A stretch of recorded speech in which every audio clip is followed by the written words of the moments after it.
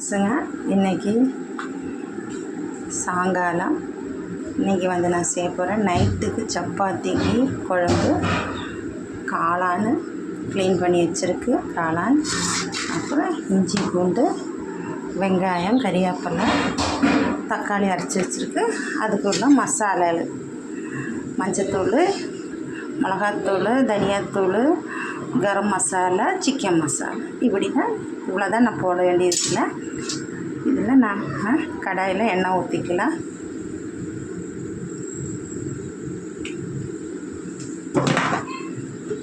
இதில் நம்ம சோம்பு போட்டுக்கலாம். கடு தேவையில்லை. சோம்பு நான் போட மாட்டேன். கடு சோம்பு போட்டுக்கலாம். அதுக்கப்புறம் அதில் நம்ம கொஞ்சம் ஒரு கிராம்பு பட்டை போட்டுக்கலாம். அவ்வளோதான். வேறு எதுவும் நான் போட மாட்டேன். இதில் நம்ம இந்த வெங்காயத்தை போட வேண்டாம். அது பொரிஞ்சிச்சு. இந்த வெங்காயத்தை போட்டு நல்லா உப்பு போட்டு வதக்கிட்டு தக்காளி ஊற்றிக்கலாம். நல்லா வதங்கிட்டு நம்ம இதில் தக்காளி அரைச்சி வச்சுருக்கோம். தக்காளியை ஊற்றிக்கலாம்.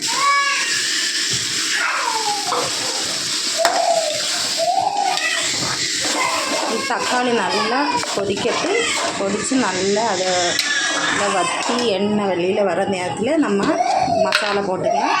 இப்போ நம்ம அதில் 1 டீஸ்பூன் இஞ்சி பூண்டு அரைச்சி வச்சது போட்டுக்கலாம். 1 ஸ்பூன் நல்லா கிடந்து வற்றி அப்படி எண்ணெய் தெளிஞ்சு வரும். அப்போதைக்கு நம்ம இந்த மசாலா போட்டுக்கலாம். இதை நல்லா எண்ணெய் தெளிஞ்சு வச்சு நம்ம இதில் இந்த மசாலா போட்டுக்கலாம். இதை அந்த மசாலா அதில் அப்படி போட்டிக்கலாம்.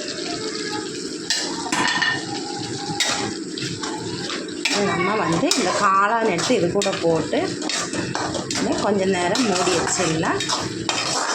காளான் ஒரு அரை ஆவியில் அது வெந்துடும். கொஞ்சம் பச்சை வாசனை போகணும். நம்ம இந்த காளானை இதில் கொட்டிக்கலாம். தண்ணி ஊற்ற வேணாம். நம்ம அந்த காளானிலே தண்ணி வந்துடும். அதனால் நம்ம தண்ணி ஊற்ற வேணாம். என் ஹஸ்பண்டு எனக்கு சப்பாத்திக்கு மாவு பசைஞ்சு தருது.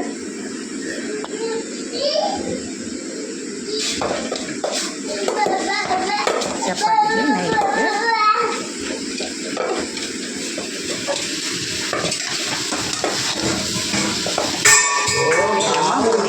தண்ணி வேணும். ஒரு அரை கிளாஸ் ஊற்றிக்கலாம். ஏன்னா தண்ணி இறங்கும்.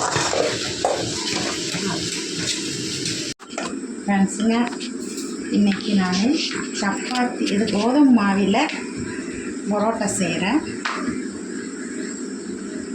நீங்கள் பாருங்கள் எப்படி செய்கிறேன்னு. இதில் எண்ணெய் ஊற்றிக்கலாம். கட் பண்ணி எடுத்துக்கலாம். ஒன்று ஒன்றா இப்படி எடுத்துடணும். ஒன்று ஒன்றா இப்படி அடுக்கணும். இப்படி வச்சுட்டு நம்ம இப்படி சுற்றிடணும்.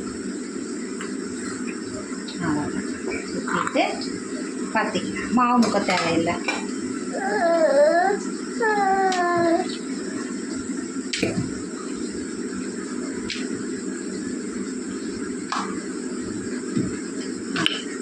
எடுத்து அப்படியே அடுப்பி போட்ட வேண்டியதான். போட்டுட்டு எண்ணெய் அது மேலே இப்படி கொஞ்சம் கொஞ்சமாக ஊற்றி குழம்பு கொதிச்சிச்சு. நம்ம இன்னும் குழம்புல கொத்தமல்லி போட்டுக்கலாம். நல்லா இன்னும் கொஞ்சம் திக்காகணும். அப்புறம் ஃப்ரெண்ட்ஸுங்க நான் தண்ணியை ஊற்றல. அதில் இருக்கிற தண்ணியை தான் வந்துருக்கு. குழம்பு ரெடி.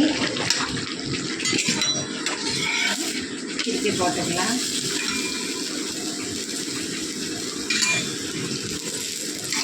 அப்படியே பண்ணிகிட்டே இருக்க வேண்டியதான். கோதுமையில் பரோட்டா.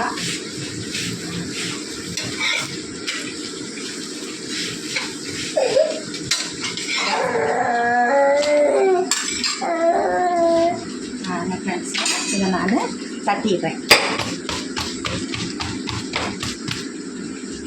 பாருங்க ஃப்ரெண்ட்ஸுங்க, பரோட்டா குழம்பு ரெடி.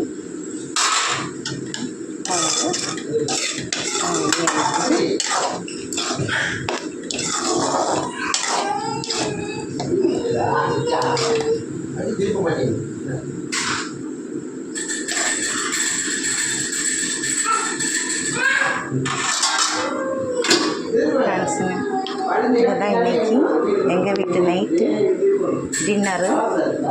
பரோட்டாவும் காளான் குழம்பும். லைக் பண்ணுங்கள், ஷேர் பண்ணுங்கள், சப்போர்ட் பண்ணுங்கள், சப்ஸ்கிரைப் பண்ணுங்கள். என்னோடய வீடியோ லதா சுந்தர் என்னோடய யூடியூப் சேனலுக்கு எனக்கு லைக் கொடுத்து ஷேர் பண்ணி ஃப்ரெண்ட்ஸுங்க. பாய் ஃப்ரெண்ட்ஸுங்க, அடுத்த வீடியோவில் பார்க்கலாம்.